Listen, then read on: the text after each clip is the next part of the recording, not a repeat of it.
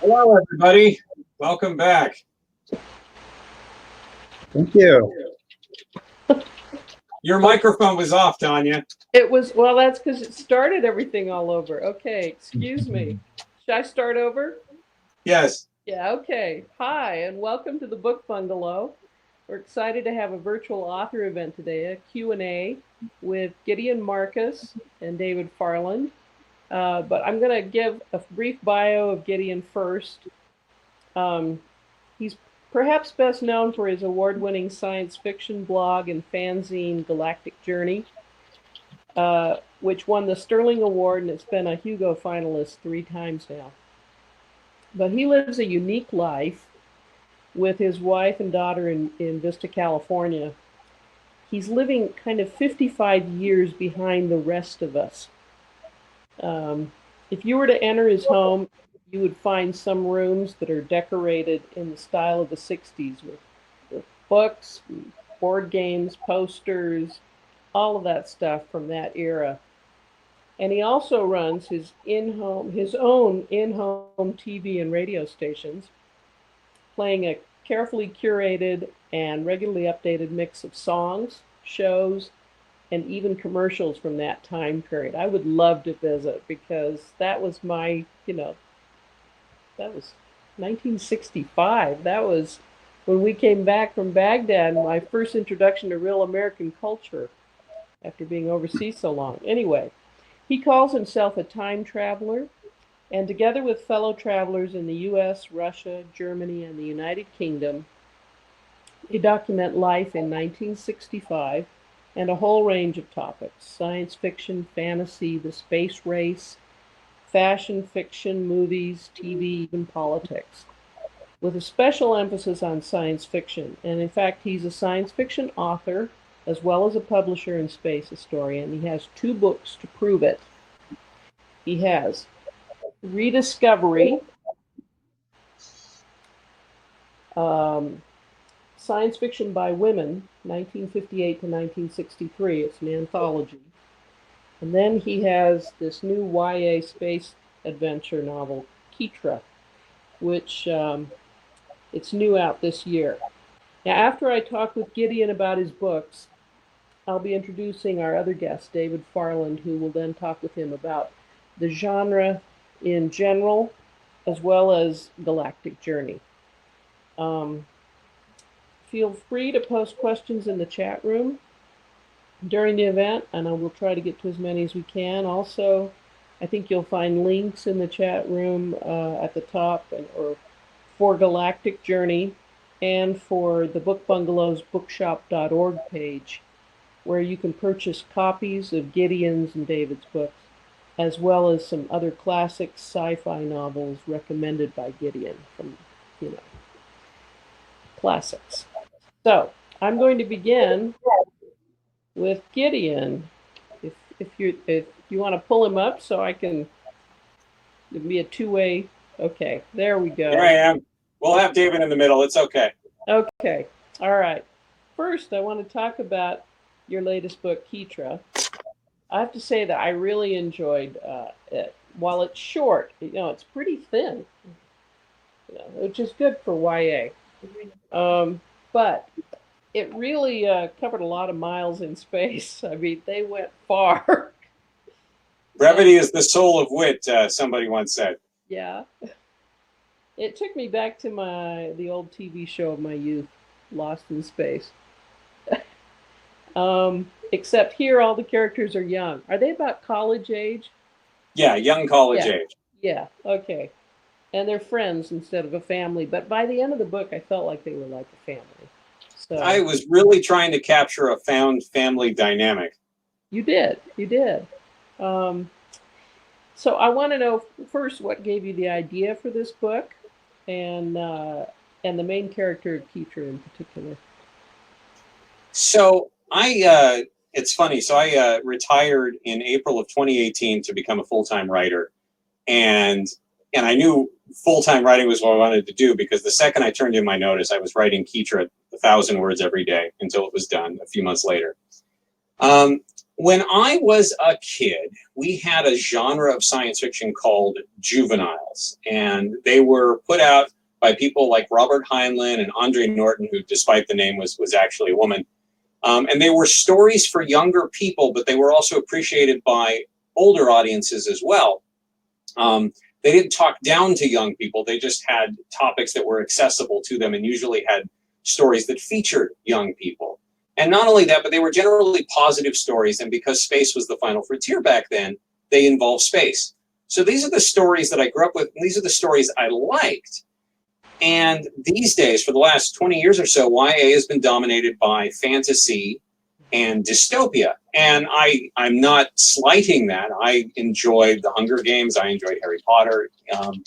But this was something I felt was lacking. And I really wanted a positive story. I got a review on Kitra just the other day. And the person who reviewed it said, one, she was surprised that she could report there were no trigger warnings. And the other was that this was a story, she was used to reading stories where friendships fell apart, things got sucky. Whereas in Kitra, it's all about people are put in a difficult situation and working together, they get out of it. And I did not plan for this to be the poster child book of coronavirus, but it is certainly very timely to have a book about people who are stuck inside, isolated, and have to be creative to get out of their situation. And I hope it gives people a measure of hope when they read it. Yeah, it did. I loved the diversity of characters, and including an alien. I don't know if I should say that, but no, it's okay. It's not a spoiler. Okay. Did you set out to make it to make it like that, or if so, why? So it's funny you asked that. My daughter, who was probably the person I most wrote the book for, she said that she loved how diverse the cast was and how I emphasized the importance and value of diversity without ever hitting you over the head with it. It's just something that is kind of like when Captain Kirk has a black woman as an important member of the bridge crew behind him all the time. I wrote what I know, and I live in San Diego, which is one of the most diverse cities in the country. I think it's us and Columbus for most equal representation of all demographics. And these are the people I wanted to see. And plus, it's cool having people of Turkish descent, Finnish descent, alien descent. That's true. Okay, you brought up the Turkish. I was intrigued by that. Was that the native tongue of Kitra's mother? Yes. Okay. I lived in Turkey for a couple of years when I was little. I wanted to know why you chose Turkish. Do you have any descent? My mother's Israeli, so close. And my grandfather had visited there and loved it. So it's kind of a science fiction thing where if you're predicting a future that's far future, but definitely connected to modern day, that you tend to pick nations that you see as the up-and-comers, and they tend to become the next wave of dominant countries. So in Fred Pohl's Gateway in the 70s, for instance, Brazil is one of the big spacefaring powers. In The Expanse, the big powers are the usual suspects: America, Russia, China, Japan. But usually you get something more, I guess you'd call it second tier developing. And Turkey just seemed like it fit that profile of an important country, a pretty big country. There's a whole backstory for Kitra, and eventually it's going to be one of those 10-book sagas like The Expanse. In fact, thematically, it's kind of similar to The Expanse, which is a coincidence. I wrote it before I ever saw The Expanse, but The Expanse is definitely my jam.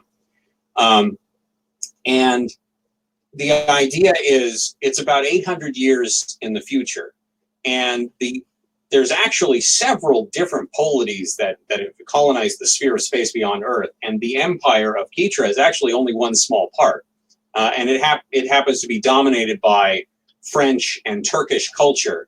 I've always just sort of liked that whole Levantine sort of flavor, which again kind of goes with my mom being from Israel. So yeah, I just thought it was cool, and it's kind of an unsung ethnicity.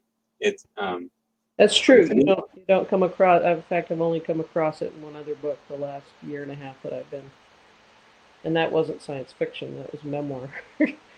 um, I have to. Do you have a background in science, or do you just get all this technical jargon from reading so much science fiction?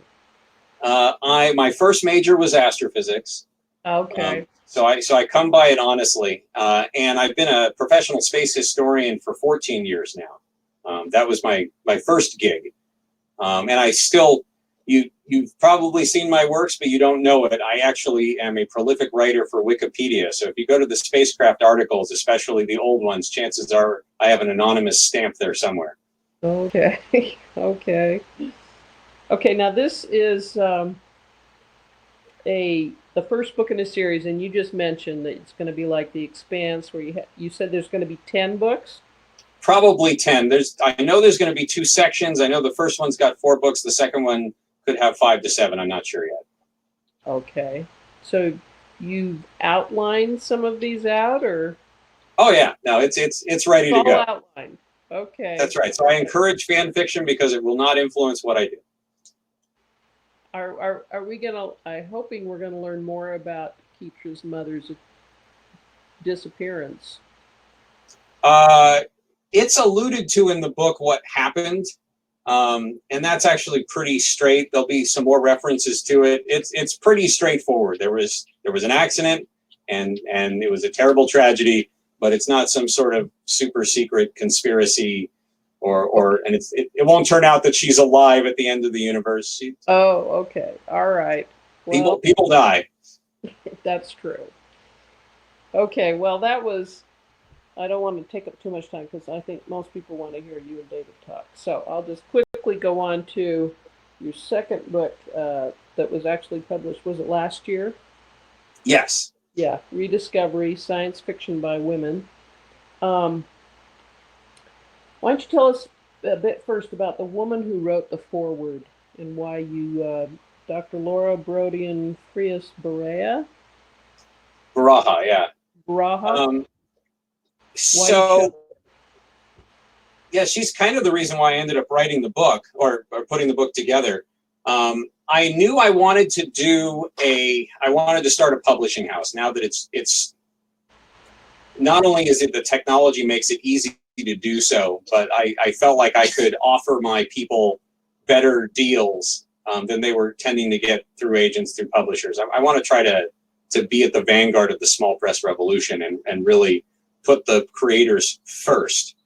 And it was a logical outgrowth of Galactic Journey because we focus on science fiction by women 55 years ago to make a collection of all my favorite science fiction stories from back then. So I assembled 14 stories that I really liked. And then I got a whole bunch of professional creators, women creators, to write the introductions for them so that they would have historical context. But the real coup was, so this person on the cover, so this is from the January 1957 Astounding Science Fiction. It was a magazine. And this is from the story by H. Beam Piper called Omnilingual. And I think it's one of the very first female characters whose gender is not important to the story. But the author said, my hero is going to be a woman. And she deciphers the lost language of Mars. And it's just a neat scientific story. And I've always loved that character. And so she was the avatar for Galactic Journey for a very long time. And it turns out that this cover was done by Kelly Frias, who was a very famous science fiction author or artist of the time. And I went to LostCon in 2018 and I met his widow. And I said, I would be honored if you would let me license this photo for this cover. And even more so if you would write the foreword. So, and she did both. Okay.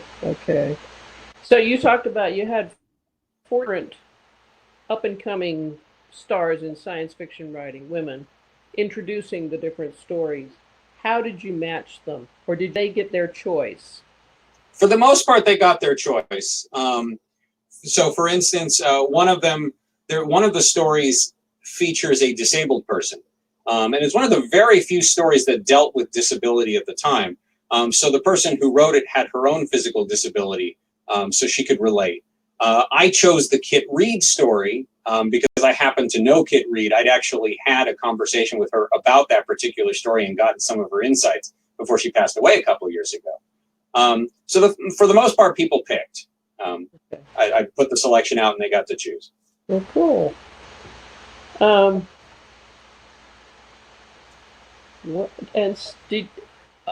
I shouldn't do this, but do you have any particular favorite stories of the 14? I love all of them, is the classic thing to say. The very first one, the Catherine McLean, is the one that first punched me in the face as a great story. It didn't hurt that it was surrounded by really bad stories in its particular episode of Astounding. Janice's favorite is the last one, Unwillingly to School.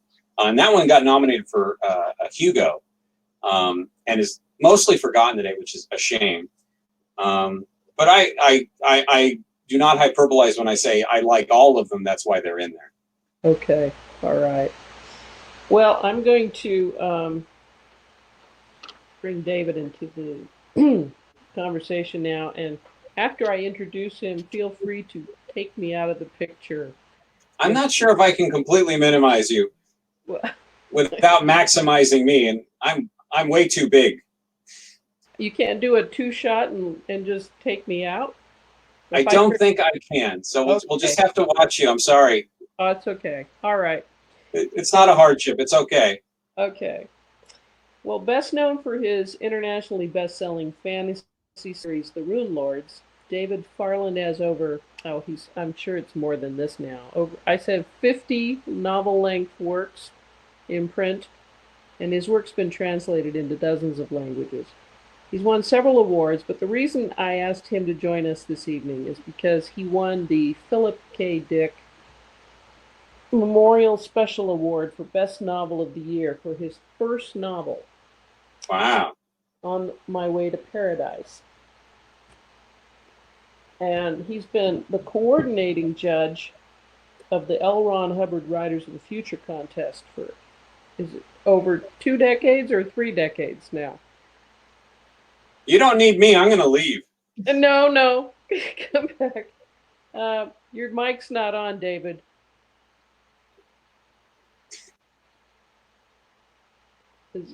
Sorry about that. I thought I had it on. Okay.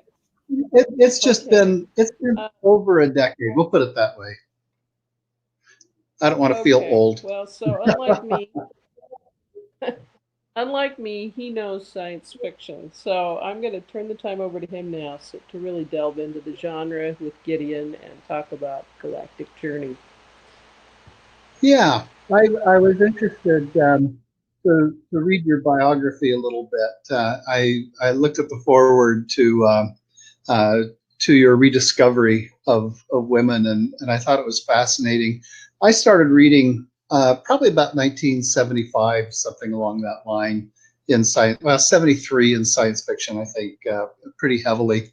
And I found myself drawn to female writers at that time too. Immediately, I was looking at Ursula K. Le Guin and Anne McCaffrey and Andre Norton and C.L. Moore and a lot of female authors that are almost forgotten today. And I think that it was for the same reason. It was the diversity in character. When I wrote my first novel, I didn't want to write about another white guy, going through an adventure in space. And so I looked at it and said, okay, what culture could I choose? And I threw a dart at a map of the world and hit Panama. And so I had a Panamanian doctor who was 65 years old as my protagonist. You chose with Kitra, you chose a female protagonist, and that's something that I've often liked. In fact, I pride myself. I try in Writers of the Future. I don't know the gender of the authors who enter the contest, so I have no idea if I'm getting a male author or a female. This last quarter, I had 3 women who were my winners, first, second, and third place. And that's happened before. But we also had 3 women as artists who won. So we had the first time where we had the women swept the field. which is great. You know, I'm always looking at that. So I guess my question is, in women's fiction today, are you seeing what kind of growth or changes are we seeing in women's fiction, or are you seeing in women's fiction compared to what we were seeing, say, back in the 1960s and 70s?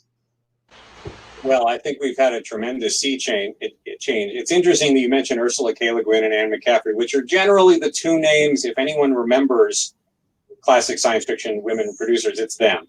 But I've got a series on Galactic Journey called The Second Sex in SFF. And there were 36 women writing science fiction professionally when Ursula K. Le Guin came on the scene. And most people don't know who they are at all. And they did amazing things, and they were nominated for Hugos. So women were always part of the field, but they only produced about 10% of what was published. Although I like to say they wrote 25% of what was worth reading. These days, I mean, there's no comparison to this year and last year. It's been an almost completely female slate for all the spots in the Hugos. And I think it's because I think people are interested in a fresh viewpoint. I think there's just a lot of talent that had been overlooked for a long time because of whatever inertia, whether in the industry or taste or whatever. So definitely, of course, the biggest point of inflection I would point to, and I can't wait to get there next year, is Star Trek. Star Trek, I think, completely converted science fiction from being a male-dominated place to a place where women were the innovators. They wrote the first science fiction novels. They organized the first science fiction Star Trek convention, and they Bijo Trimble led the charge to bring Star Trek back on the air, and she was a super fan even before Star Trek. Yeah. I think looking back at the innovators, most of the time we haven't talked about women back in those early days, and so I love seeing this anthology because actually it brought in some new names for me to discover. You know, some of the writers that you mentioned in there used male pseudonyms, and so when I was a young teenager reading fiction, I had no idea that I was reading, you know, with somebody like James Tiptree Jr., that I was actually reading a female author or something like that. And wouldn't have mattered to me. It never has, you know. I find that for me, I found a difference with Le Guin and some others who were some of the social science fiction writers, that they felt like they were writing more about people than technology. That seemed to be one of the differences, but also I liked the fact that there was a diversity in characters. You know, years ago, gosh, about 1990s, Algis Budrys, who was a literary critic for Chicago Sun-Times, showed me some pictures. He put on the first, what did he call it? He called it the first celebration of diversity in science fiction. And he had some pictures there with him and Isaac Asimov and some other writers. And I looked at him and I said, okay, there's some Jewish writers and we've got gay writers. And I was like, where are the women writers? And he says, I couldn't get them to come. At the time, he says, you know, Ursula K. Le Guin is teaching and she was really busy this fall. And Anna McCaffrey was having some arthritis in her hips. And we just kind of went down the list, and it was kind of a sad affair. He was saying, I'm really hoping that I can get some sort of funding and we can do this every year because I want to bring more diversity into the field.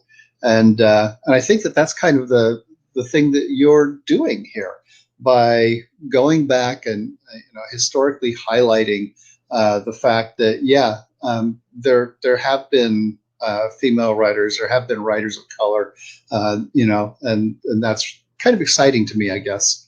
What do you see as the future of what you're doing? Are you just going to keep going along 1 year at a time and just take the year as it goes, or? That is absolutely what I'm going to do. The thing that makes Galactic Journey so resonant is the fact that it is time travel day by day. So I've been doing it since 1954, 2009. Yeah, I live in two worlds, and sometimes it gets pretty intense. And I've been writing since 1958, the Galactic Journey. And because of that, because of the way I do it, I don't spoil myself for the future. I actually don't know who the Hugo winners are going to be next year, and don't tell me. It makes me appreciate what's before me right now, rather than going, well, gosh, there's only I have to wait for the next Ursula K. Le Guin novel to come out. No, I can go, oh, here's Sonia Dorman. Oh, here's Otis Kidwell Berger. I can appreciate what's there. And when Star Trek comes out, I'll be comparing it to what else is out there. Not what's in the future, but to things like Lost in Space and Voyage to the Bottom of the Sea and Twilight Zone and The Outer Limits. I'll be looking at it in its context. So I plan to do this for as long as I can write. My dream is to get to the point where I'm writing about this silly little blog called Galactic Journey. And I will release more volumes of Rediscovery. In a couple of years, I plan to actually release the 6 years prior to this one. And then a couple of years later, I'll write 6 years after that, after I cover that on the journey. And I'll just flip-flop. And eventually, I want to cover about 30 years of science fiction. Yeah. Oh, that sounds like fun. You're also doing television and radio broadcasts, blogs. How does a person get access to what you're doing? If I wanted to watch television and see what was on TV tonight, watch the first episode of Star Trek as it played years ago, how do I go about doing that? Well, right now, Star Trek is just a failed pilot. It was in the can in February and got rejected. I understand they're producing a second pilot as of May 1965. If you want to watch the TV station that broadcasts around my house and very close to my house, please, FCC, do not shut me down. The only way you can do it is if you actually, oh, look, it's William Shatner on for the, you can't really see it, but it's actually, William Shatner is on this TV right now. I wonder if I can lower the, there, you can see him. It's actually William Shatner. So how's that for timely? I didn't plan that. So that TV station is completely local. That said, my radio station that plays the hits of 55 years ago is accessible to everyone. If you go to galacticjourney.org and click on the radio, you can actually tune in. So that's pretty cool. And then, of course, the whole point of the journey is everything that we cover, we also distribute. So if it's a story that you can read, then we make sure you can get it. If it's out of print, we'll give you a copy, or we'll give you access to a copy. And if it's in print, we will show you where you can get it. Cool. So, gosh, there's so many things that you're doing that are fascinating that I'm just kind of jumping from topic to topic here a little bit. But you got this expanse plotted out. Okay. And it sounds like you've got roughly the next 10 books. The interesting thing with me is that recently I've had a couple of producers who've asked me to submit pilots for TV series. And it seems like all of a sudden everybody wants 8 or 10 years at a time, which is really new. That hasn't happened before. Usually they're asking, oh, we want to get an idea of what the first 3 seasons would be or something like that. Were you thinking along that line when you decided to create a series that, gosh, I'm going to do a big 10 series arc here and just see if I can get into TV, or is this just coincidental? It's funny you say that, and I'd love to meet your contacts. I did not plan Kitra to be a TV spectacular, although it certainly could be, and I hope I think there's plenty of room for more than one space epic. I actually had a friend who works at a TV producer and was interested in it, and she pitched it to her boss, and he liked the idea too, but ultimately they had just optioned a series that was vaguely similar, and they decided they didn't want to do two at the same time. And it was probably for the best. Kitra hadn't even come out yet. I think it would make a great TV show, and I'd love to talk to you after this. Okay. But that was not why I did it. Okay. I just wondered. It just seemed like a huge project, obviously, and with your interest in rocket science and the history of the space race, and I'm sure you've got some interesting ideas about how we will move forward in space, and so I'm actually quite eager to read it.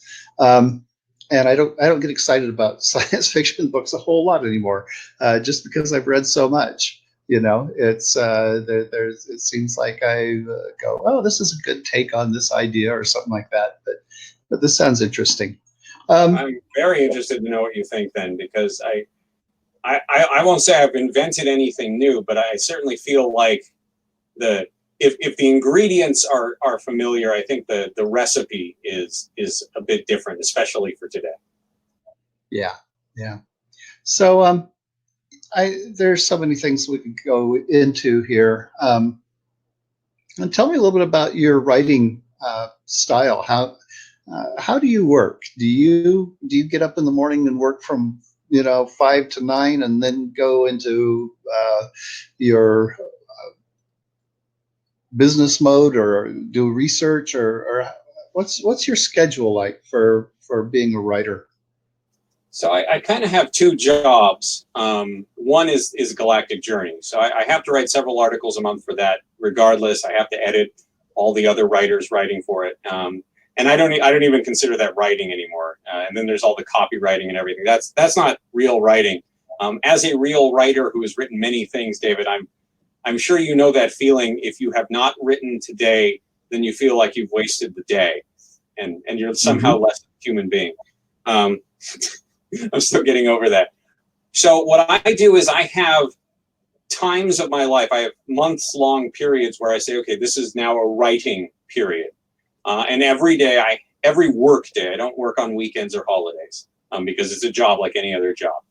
On a work day, I have a word count, and that word quota is always 1,000 words if it's a novel, or 500 words if it's a short story, because short stories tend to require more crafting. And I just have to write it every day, and it doesn't necessarily have to be the first thing I do. Often it can't be. But there just comes a point when I go upstairs, I lock the door, and that's what I do. And it usually flows pretty quickly. I don't know how your style is, but generally, about 2/3 of the time, I've already written the story and the scene in my head before I even get, and then the typing it down is just a brain dump. But sometimes things surprise me. There's that scene in part 2 of Kitra, Tanya, where I'll just say Kitra and Marta have their moment, which then affects their relationship for the rest of the book for a while. I didn't plan that. It's obvious that it would happen, but yeah, I wondered. but I didn't plan that, and I couldn't take it away once it was down on the paper, because the characters do their own thing. The solution, with again not giving anything away, but you know how they have their issues, and then they have to, and then they're stuck, and Kitra has to do something to save everybody, and she can't do it, and then they figure out a way to make it work. That was complete. I had written myself into a corner. I couldn't figure out how was she going to do it. And I was sitting outside on my porch, and I thought, well, what would they do? And then I thought back to the beginning of the story, and then and if you read it, it probably looks like I was brilliant and foreshadowed everything. What actually just happened was I wrote. I think it's the best thing you can do as a writer is write yourself into corners and then figure out creative ways out of them. Right. Yeah, I use much the same technique, because I'm writing, of course, but I'm also teaching a lot, and I judge the Writers of the Future contest, and so it seems like I'm moving from huge one huge project to another. So I like to call myself a binge writer. I can say I've got 21 days or 23 days to write on this book, and I throw myself at it as much as I humanly can. And it seems to me like most of the time I wish that I could spend all of my time writing, and just say, okay, this is what I'm going to do. But I really do have 3 different jobs, and maybe 4 sometimes. But that's kind of the way things go. Who? Let me just ask you, who was your favorite writer back of the 1960s? You're going through things right now. I would say, partly because it's fresh in my mind, I just read the latest Zena Henderson People story. Yeah. And no different flesh. In fact. Oh, yes. So one of the things I was going to do was, you've got an online bookstore which has all these great science fiction books that I was going to do a blurb on and mention, so that way when this show goes into reruns, people can watch and go, I want to buy that book. I'll get it from Book Bungalow.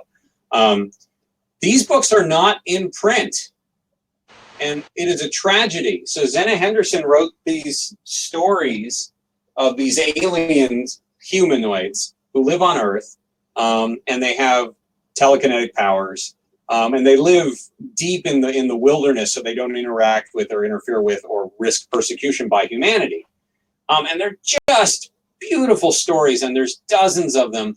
And the latest one she wrote is possibly her best one. So she definitely influences my writing. Another author who influences my writing a great deal is Cordwainer Smith. Probably the best thing I've ever written, I wrote after I read one of his stories about 2:30 in the morning. And what's really interesting about Cordwainer Smith, so he's got such a colorful history. Talk about unconventional backgrounds. His godfather was Sun Yat-sen. So he brings a perspective that's just completely non-Western and unique. But his real name was Lieutenant Colonel Paul Linebarger. And some people say that nobody knew that at the time. That's not true. People did know that at the time. It was printed and public knowledge, although not common knowledge. What was really interesting is I'm reading an issue of The General, which was Avalon Hill, the war game producers' House Oregon newsletter. And General McAuliffe of Nuts, Battle of Bulge fame, was talking about the books that are required reading for all officers in the U.S. Army. And one of the books was Combat Psychology or something like that by Paul Linebarger. I'm like, I know who this is. But anyway, Cordwainer Smith and Zena Henderson. Yeah, 2 great writers.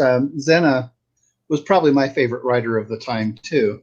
In fact, I was doing an anthology. I was going to put an anthology together back in the 1990s, and I had one of her stories that I was going to publish that was an original. So I got to talk to her and work on editing the story and whatnot.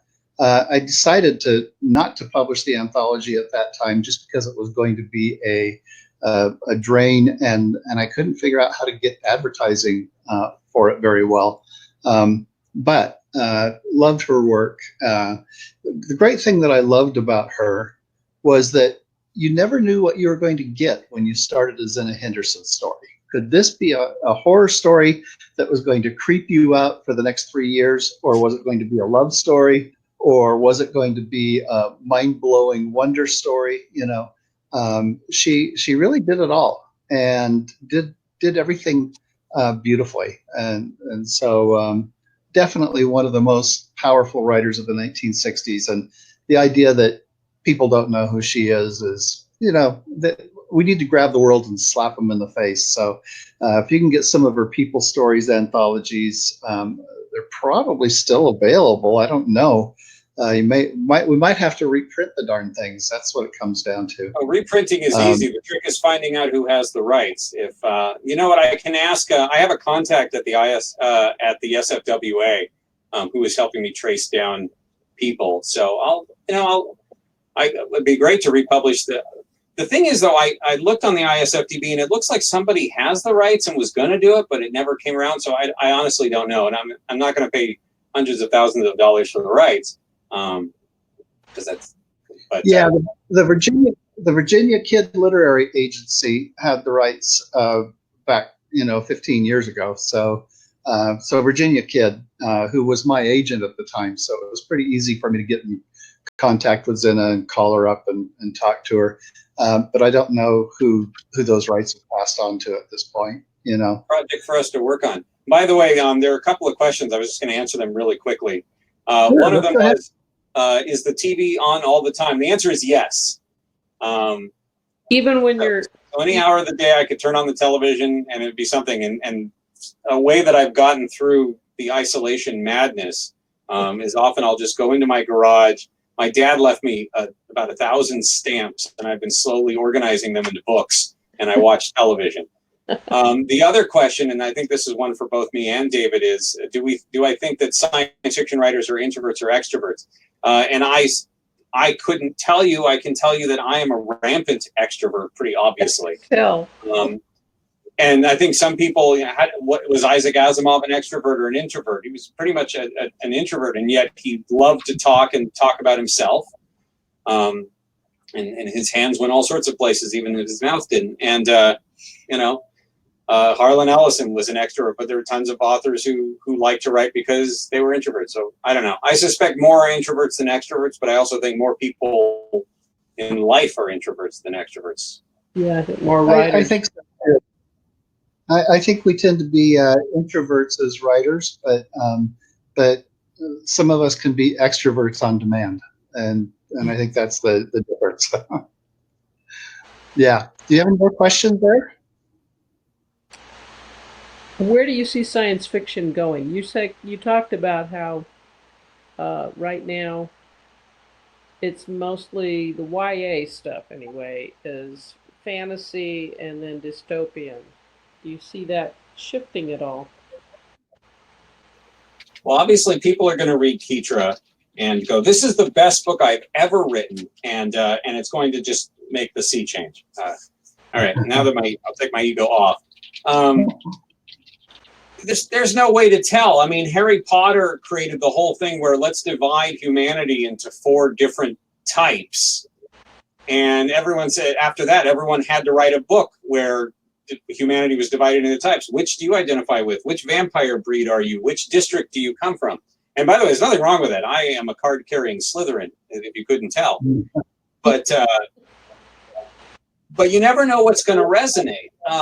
I think fantasy and YA that is not terribly technical sells for a couple of reasons. One, I think most writers are not scientists, so I think they often find it difficult. It's been said of Kitra that for YA it's extremely crunchy, whereas I consider it, it's the minimum level of hard science fiction, and I make sure the science is always in the background and it doesn't drown you. But if I'm going to write a science fiction book, it's going to be accurate. Just like The Expanse, one thing that is so amazing about it is it's the most accurate science fiction on television. I think that's really important, and I think that's really hard for people to write. I'm a teacher. I've been a teacher for a long time, both professionally and amateurly. And as a result, I'm very good at taking these hard concepts and making them fun and accessible to younger people. And I don't think a lot of people can straddle both worlds like that. So I don't know how much. I mean, Heinlein was a person who could do it, but there aren't that many people who can. Arthur C. Clarke, he wrote Dolphin Island and stuff like that. So I don't know what the future is. I'd like to see more space, but I think people kind of turn their back on it right now. Is that because we're not out in space? Oh, for sure, right? When people were writing before science fiction, before we got into space was clearly where we were going next. So everyone was writing science fiction that took place in space. And once we were in space, there was this idea you could take the line from 1957 to 69 and say, well, clearly that's a really high slope, and therefore let's write futures where we're in space.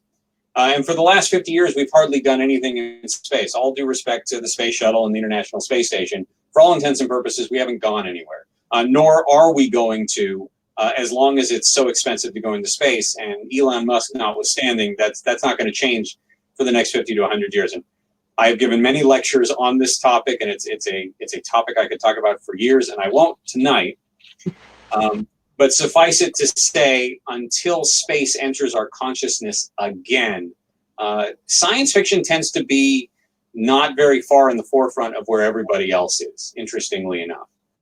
It's really an extension of the modern day, or maybe a few years ahead of time. It's very rare that you get stories that are really so far ahead. One of the reasons I picked I Want the Stars for reprint, and Janice, if you want to put up, she's putting up the really cool new cover that we've got for it. Probably the first science fiction story that explicitly featured a person of color as the protagonist. And like Kitra, it's not part of the story, it just is. One of the reasons I liked I Want the Stars is it also takes place several hundred years in the future. And he very specifically in his introduction says, I want to create a world that is not just 1960 in space, that is something new. And that's always a risk, right? If you make a world that is truly alien, even if it's us, you risk losing your audience because they can't catch on. They want the familiar. So science fiction can never get too far ahead of things, lest it lose its audience. Doesn't it always, though? Science fiction is a predictor of where we're going technologically wise, isn't it? No. So I actually have a talk called What Science Fiction Got Wrong and Right. Science fiction's job is not to predict the future.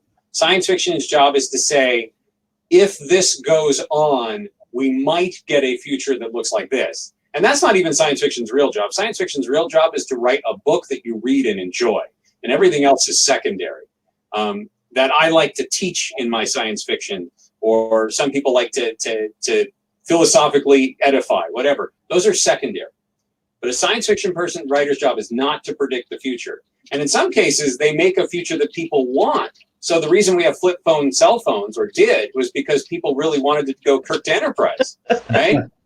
The sliding doors and the wireless diagnostic beds, these became aspirational. The fact that the computer on Star Trek was essentially Siri.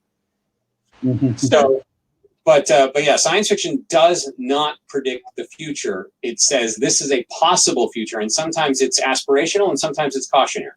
Okay, so some of the technical jargon that you used in Kitra, was some of it invented? So the sayer is just Turkish. And it was a convenient word to use. I mean, it's like a talker. It's the phone. It's essentially the cell phone of the time, except it does far more, of course, as one would expect. But there's not much you can change. I figure you're going to have a device that does things. And that's why I picked a foreign word, because then you can't immediately associate it with something else. It's not something dated. It's not like when you talk about wire recorders or your book spool or something that takes you right out of a story from the 1950s or 60s. And there's things like anti-gravity. There's things like hyperdrive. These are things that don't exist, and I'll never really get into the science of it because it's all phlogiston anyway. But the orbital mechanics, the atmospheres of the planets they go to, the basic physics, those are all designed to be as accurate as we know. In fact, one of the fun things about Kitra, so my favorite thing, and the thing that I was into when I was an astrophysics major, was extrasolar planets, which didn't even exist when I was getting my degree. Now there's thousands of them. And so one of my favorite things about Kitra is the ability to showcase all the different kinds of planets that we're discovering that are so different from all the planets that we thought existed back in the 50s and 60s, when we thought solar systems would be mirror images of our solar system. We just found a solar system where all 4 planets are inside what would be the orbit of Mercury, around a normal sun, a yellow sun. Fascinating stuff. Yeah, I keep looking at science as a predictor of what's going to happen, and science fiction as being a predictor of what's going to happen, and it's really pretty poor. Most authors are not scientists, and don't write about it particularly well, and we tend to sort of gravitate towards space and things that are going to be vastly different. And I look at what's going on right now. I'm really fascinated by, for example, machine-brain interface and the potential for that. but that was what I was interested in back in pre-med too. I was like, okay, here's the things I want to study. Here's the things that you can study. They don't match, you know.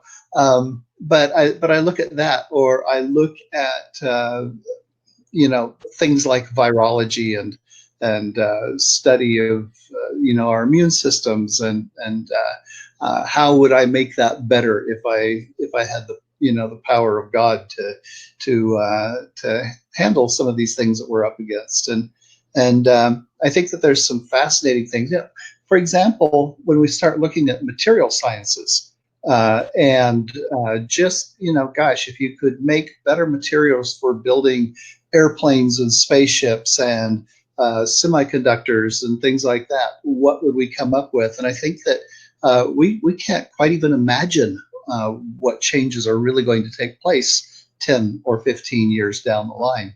It's like that day that I woke up and they had invented cold fusion, and every science fiction writer was saying, "Oh shit, we got it so completely wrong." And then of course, fortunately, it blew up and didn't exist anyway. So, but there was a little bit of time there where you have this window where you're like, oh, I remember talking on a convention, on a panel at a convention about cloning years ago, and everybody on the panel said, look, it's impossible to clone anything. At the end of a gene, we got this little sequence of things that block it so that you can't unzip it. And I was like, that's like saying that because we don't have a screwdriver, we can't tear apart an engine. All you have to do is invent a screwdriver. And I practically got laughed off the panel. And then 3 months later, Dolly got cloned, and I was like, yeah, take that. You science fiction writers. Anyway, I think that you're exactly right. We don't know. I don't think we can really guess very well what's going to happen in the future, but we can have an awful lot of fun playing with it, and so it sounds like you're on the right track there. Sometimes I've got short stories I've written that only became more relevant after I wrote them. I have one that's it's all in virtual reality cyberspace, and it's a second person dating story, and it has become less dated after I wrote it. So sometimes technology moves along where you expect it. By the way, we're running a little bit out of time, although I could be here forever. Did you want me to go over the other stories that are in your bookstore, or did you just want me to say go check those out? They're all good. No, go ahead. Yeah, why don't you go ahead and talk about this for a minute? Yeah. Okay. Unfortunately, I don't have paper copies of all of them, and some of the ones I recommended are not in print, although I wish they were. So, like this one. The early 60s and some of the 50s saw some really, really good science fiction, and some of it is still in print. And the books I'm going to recommend are all available from the book Bungalow, and you can go there from the online store. And again, there's going to be people who watch this in the rerun. I suspect that's where we're going to get most of our audience, since we're taping this before a live studio audience, but mostly this is for public consumption. So when you watch this, whether it's 2020 or 2025, we hope you'll buy these books from the book Bungalow. So one of them, of course, is still around. Of course, you'll still be around, especially because of the success of this series. So Madeleine L'Engle's A Wrinkle in Time, of course, is a classic. Also has a female protagonist. We read this as a bedtime story to our daughter when it came out in 1962, 3. So she loved it, and she actually wrote an article about it for the Journey. If you're a Dungeons and Dragons fan, the very first edition of Dungeons and Dragons had a bibliography at the end of it, reading that had inspired Gary Gygax and Dave Arneson to make D&D. And two of the books they cite are this one by Poul Anderson, 3 Hearts and 3 Lions, which is a great fantasy story about a Dane who ends up in a fantasy land, and you will recognize the trolls, the swan maze, and the gnomes, because they were lifted whole cloth and put into Dungeons and Dragons. A very fun little book, 3 Hearts and 3 Lions. And again, we were talking about, you said 140 pages is a short book. This is only 166 pages. And books were shorter back then, and better for it, perhaps. Sign of the Labrys by Margaret St. Clair starts in a pandemic. Much of society has fallen apart because of it, and those that are left are sort of dispirited. And it's all about a guy who ends up going into this labyrinth that had been created as a bunker, like a after the bomb bunker, and it's got all these different levels, and he essentially dungeon crawls his way to the bottom, and it ends up being sort of psychological and weird as you can only get at the beginning of the new wave of science fiction. But it's a pretty neat book, and it is where Gary Gygax apparently got the whole levels of dungeon idea. Speaking of dungeons and global holocaust, Daniel Galouye, he's an author probably no one remembers today. He was from New Orleans. He was a journalist. And he wrote this great book called Dark Universe. And what I love about this book is it's about people who go into an underground bunker complex after the bomb, and they're there for hundreds of years. And light no longer exists down there. And so they have to live without sight. And some of them develop good hearing. Some of them develop infravision. But for the most part, they are essentially handicapped. They cannot see. And much of the book is about what happens when these people come in contact with light and how alien and scary a phenomenon it is.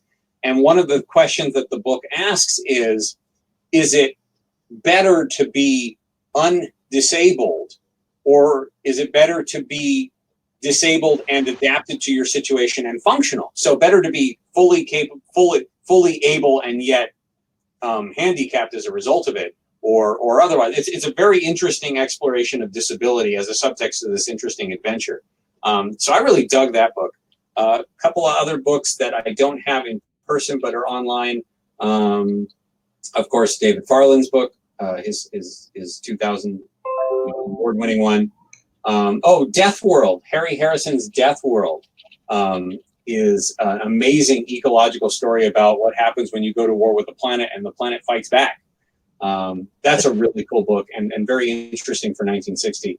And then the other book that's up there in the bookstore is J.G. Ballard's The Drowned World. And the reason why that's included, not only is it a pretty cool book where the earth is heating up and it's become flooded, but J.G. Ballard and Brian Aldiss, and although he's not British, he essentially became sort of an adoptive British person, Harry Harrison, were at the vanguard of what was called the New Wave, which in the early 60s evolved from the sort of nuts and bolts hard science fiction to more of a philosophical exploration. And the British in particular loved their, yes, it's the end of the world, but let's take some time for tea and talk about existentialism.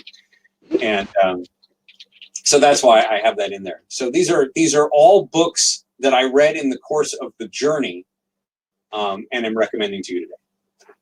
Cool. That's great. Okay. That's great.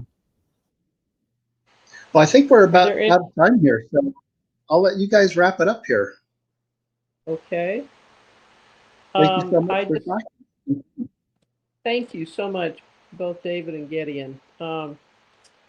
I just, in conclusion, I wanted to point out that we're going to have another event, not this Friday, but next Friday at 4 p.m. And if you're interested, contact the bookstore so that I can definitely send you an invitation. It will feature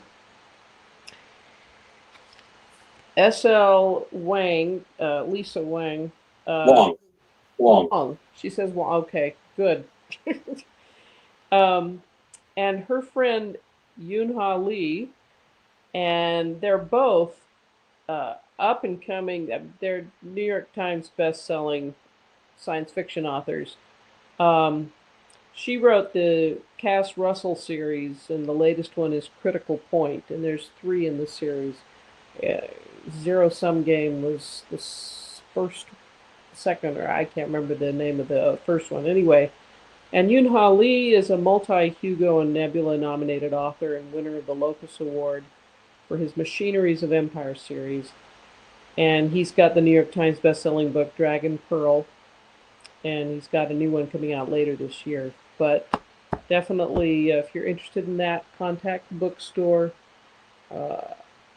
We'll be sending out notices, and it'll be for those who need a date because they may not see this on May 6th. In fact, almost assuredly won't see this on May 6th. It'll be May 15th. Thank you. What time of day will it be? 4 p.m. Mountain Time. Mountain time. Yeah. Well, I'm going to go. Well, thank you again. And that wraps it up for our first, this is our first virtual event that I've hosted. And I have to thank Gideon for that, for reaching out. He's got my feet wet with it now, and I've got a couple more planned. So stay tuned. And goodbye, everybody. Bye, everybody. Great job. Thank you. Thank you.